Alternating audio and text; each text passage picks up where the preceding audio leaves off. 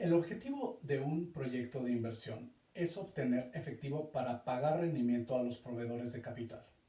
En consecuencia, se debe medir en términos del efectivo que genera una vez hechas todas las inversiones necesarias. Esto se llama flujo de efectivo libre. Por ejemplo, si se vende mucho pero no se cobra, no se genera flujo de efectivo, aunque sí se generen utilidades contables. O si se requieren reinversiones constantes para mantener el crecimiento o el ritmo de la tecnología, puede no haber gran flujo para los proveedores de capital. El flujo de efectivo libre es el principal componente para la generación de valor y va a dar a los bolsillos de los inversionistas o accionistas. Para tener una referencia de su valor en el tiempo, el flujo de efectivo libre se resume mediante el valor presente, usando una tasa de descuento que refleja el costo de capital. El propósito de la evaluación de proyectos es determinar cuánta riqueza genera un proyecto para los inversionistas en el contexto de sus características de riesgo, del costo de capital y de los rendimientos de las inversiones alternativas. Para iniciar el tema de la evaluación de proyectos es necesario hablar del costo de oportunidad. El costo de oportunidad es un concepto básico de economía y está dado por el beneficio de la mejor opción alternativa. Por ejemplo,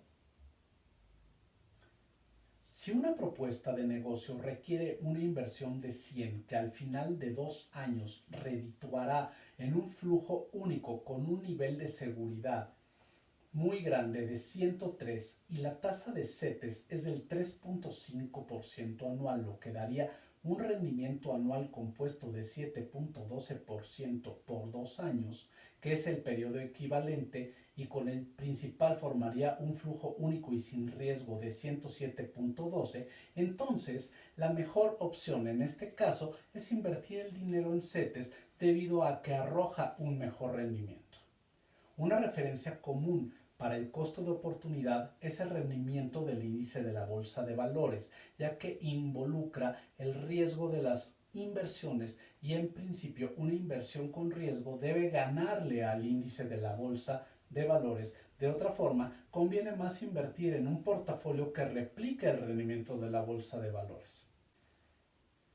Si el proyecto genera mayor rendimiento para los recursos que el que se obtendría al invertirlos en la actividad de la empresa, habría que aceptarlo. Eso sí, en similares condiciones de riesgo, ya que, como veremos más adelante, el riesgo puede llevar a rechazar un proyecto con rendimiento esperado mayor. Una herramienta fundamental para entrar al terreno de la evaluación de proyectos es conocer la TIR, que es el acrónimo para tasa interna de rendimiento. La TIR es el número que resume la rentabilidad de una inversión. Para su cálculo, la TIR requiere de uno o varios flujos negativos que representan la inversión y uno o varios flujos positivos que representan el o los flujos de efectivo a recibir. En el ejemplo de la inversión en CETES, la TIR es 3.5 anual. En el periodo 0 se invierte en 100, en el periodo 1 se reciben 103.5, pero se reinvierten los mismos 103.5, por lo que el flujo neto es 0. En el periodo 2 se reciben 107.12. La TIR es la tasa de descuento que hace que el valor presente de los flujos que se van a recibir sea igual al valor invertido. En la ecuación vemos flujos múltiples cuyo factor de descuento tiene la TIR como tasa. Recuerden que hay un video de esta serie sobre valor futuro y valor presente en el que presentamos una ecuación similar, en el que llamamos valor presente al término que aquí llamamos valor invertido. Lo importante es que, debido a que existen exponentes en el denominador, no es posible obtener el valor de la TIR usando álgebra o, como a veces se dice, despejando, por lo que hay que usar iteraciones de prueba y error hasta que el resultado coincida con el valor invertido. Excel tiene una función de TIR que es muy fácil de usar. Lo único que hay que hacer es escribir TIR y entre paréntesis el rango en el que se encuentran los flujos, como en la celda D3, y tener cuidado que no haya celdas vacías y que los periodos sean siempre de la misma longitud. Algo importante es que, como regla general, la TIR de una inversión que paga un rendimiento constante en cada periodo es igual a esa misma tasa de rendimiento. Como vimos en el ejemplo, la TIR de una inversión que paga el 3.5% es 3.5%. Otro detalle es que la TIR estará siempre expresada en el plazo que corresponda a un periodo. Por ejemplo, si los periodos son anuales, la TIR estará en términos anuales, pero si los periodos son mensuales, la TIR estará en términos mensuales, y si queremos verla en términos anuales, tendremos que convertirla multiplicándola por 12. Cuando se tienen varios periodos, los flujos simplemente se ordenan en la forma en que se espera que ocurran y se aplica la fórmula. Nótese que pueden existir varios periodos iniciales con flujos negativos, debido a que, por ejemplo, en el periodo 1, aunque se comiencen a recibir ingresos, estos aún son menores que los gastos y hay que inyectar más capital. También nótese que el periodo 0 representa el primer momento en que se invierten recursos, incluso si no se utilizan inmediatamente. La función de valor presente traerá los flujos a su valor en el periodo 0. Como ya se mencionó, la TIR siempre estará expresada en la unidad de tiempo en que estén definidos los flujos, por tanto los periodos deben ser regulares. En realidad, la fórmula es la misma, solo hay que ordenar los flujos y en los periodos en los que no exista flujo poner 0, como en el ejemplo de los CETES. El primer criterio de decisión es bastante obvio, que la TIR sea mayor a la de otras inversiones alternativas. El segundo criterio considera el riesgo. El riesgo es la variabilidad de los resultados de un proyecto. Mientras mayor variabilidad, mayor será el riesgo. La variabilidad se mide con la desviación estándar, tema que presentamos en otro de los videos de este curso. Si no lo han visto, es recomendable que busquen el video del primer tema de la segunda unidad en el que se presentan conceptos de estadística básica y regresión lineal. Para evaluar proyectos de inversión es necesario usar modelos que incorporen la variabilidad mediante escenarios. Por ejemplo, si se tuvieran 5 escenarios del mismo proyecto con los siguientes datos, la variabilidad de los flujos y del valor de la TIR harán que el proyecto sea rechazado en automático, ya que el valor esperado de la TIR, que es otra forma de llamarle al promedio, es negativo. Veamos a detalle. Primero, notemos que los flujos en cada escenario son diferentes. Esto es de esperarse. Abajo en la tabla está el cálculo de la TIR de cada escenario. Suponiendo que cada escenario tenga la misma probabilidad de ocurrencia, el promedio de la TIR es menos 3.41%. Aquí es cuando la expresión más técnica valor esperado tiene mucho sentido. Si el valor esperado del rendimiento es negativo, mejor no hay que invertir. Casi siempre es necesario decidir entre dos proyectos con riesgo. Veamos un ejemplo. El proyecto A tiene 5 escenarios y el valor esperado de la TIR es de 7.38%. Y el proyecto B, también con 5 escenarios, tiene un valor esperado de la TIR de 7.37%. Digamos que ambos valores esperados son iguales. Para elegir, veremos cuál tiene menor riesgo. Para ello calculamos la desviación estándar de la TIR de cada proyecto y nos encontramos con que la desviación estándar de la TIR del proyecto A es de 10.33%, mientras que la desviación estándar de la TIR del proyecto B es de 8.94%. Aunque ambos proyectos tienen una TIR promedio similar, el proyecto B tiene la ventaja de ser menos riesgoso porque la desviación estándar de la TIR de sus distintos escenarios equiprobables es menor.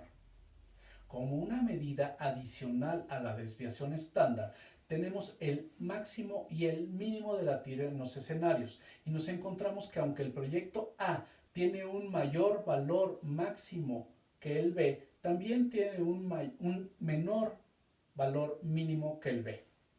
Adicionalmente, el proyecto B requiere de menor inversión promedio, ya que a lo largo de todos los escenarios requiere de 32, mientras que el proyecto A requiere en promedio de 47.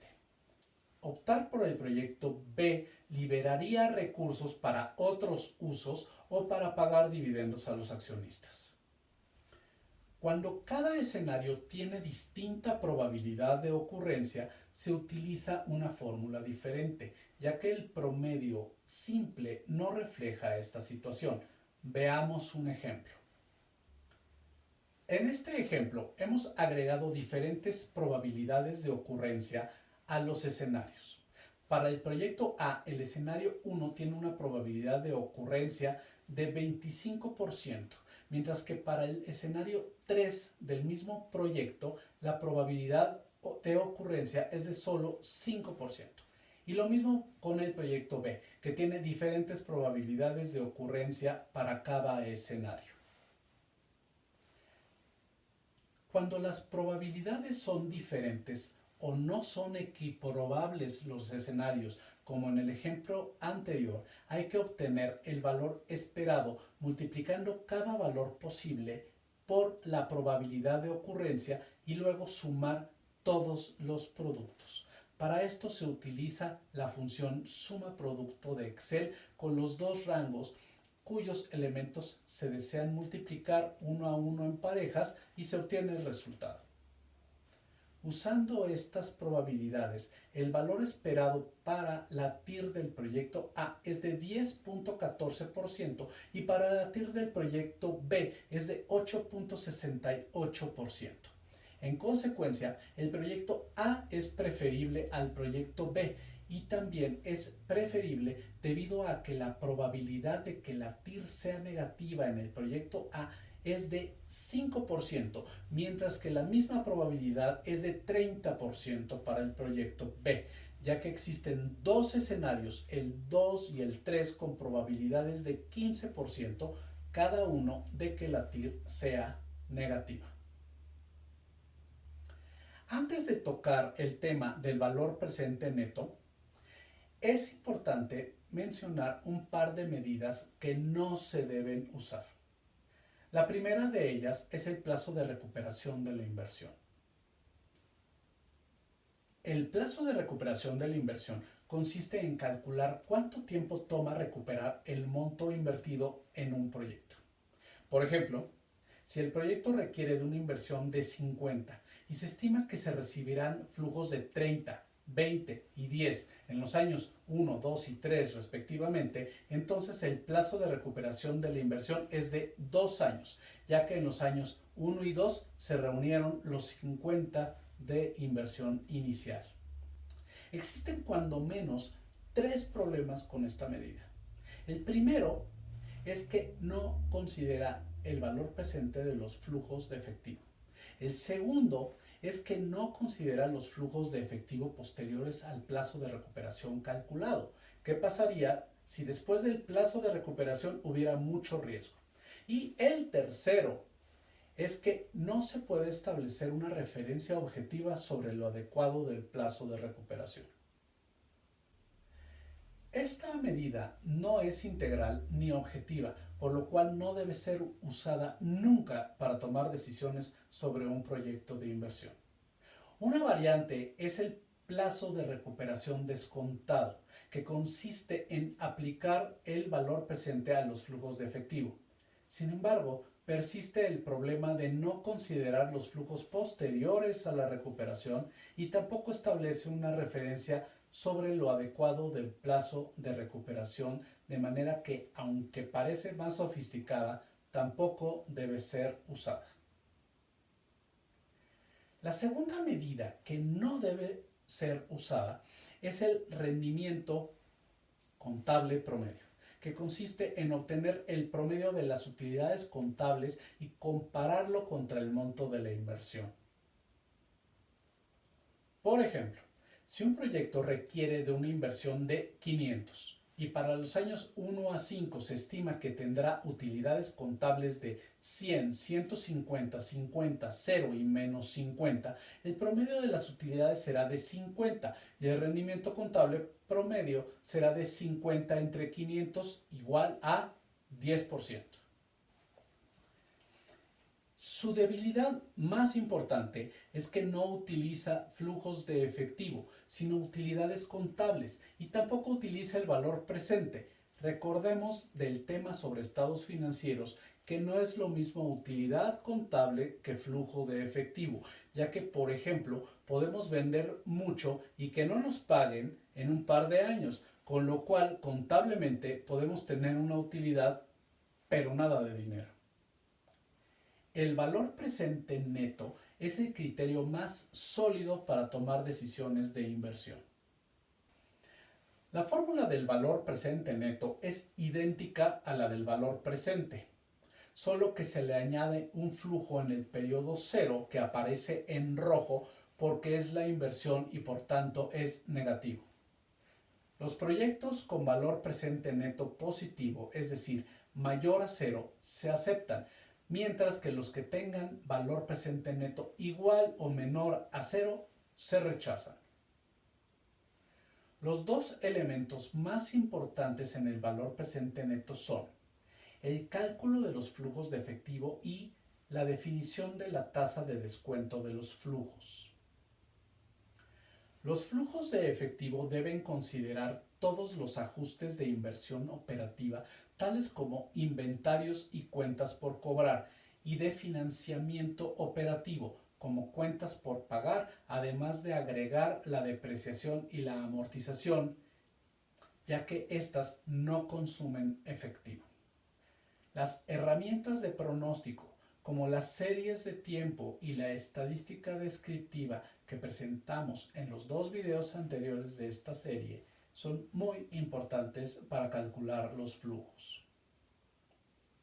La tasa de descuento de los flujos es todo un tema en finanzas. En estricta teoría, debe ser el costo promedio de capital de la empresa, que es el promedio ponderado del costo de la deuda y del rendimiento del capital, esto en el mercado accionario. Para empresas que no cotizan en bolsa, estimar un costo de oportunidad es una alternativa sencilla y que arrojará valores de referencia útiles. En esta serie de videos dedicamos un tema al costo de capital. Por favor, búsquenlo y véanlo para complementar la comprensión del valor presente neto. Los invito también a ver los otros temas y unidades de este curso práctico de finanzas para empresas. Pónganle like, compártanlo y dejen sus comentarios. Cuídense mucho y pásenla bien.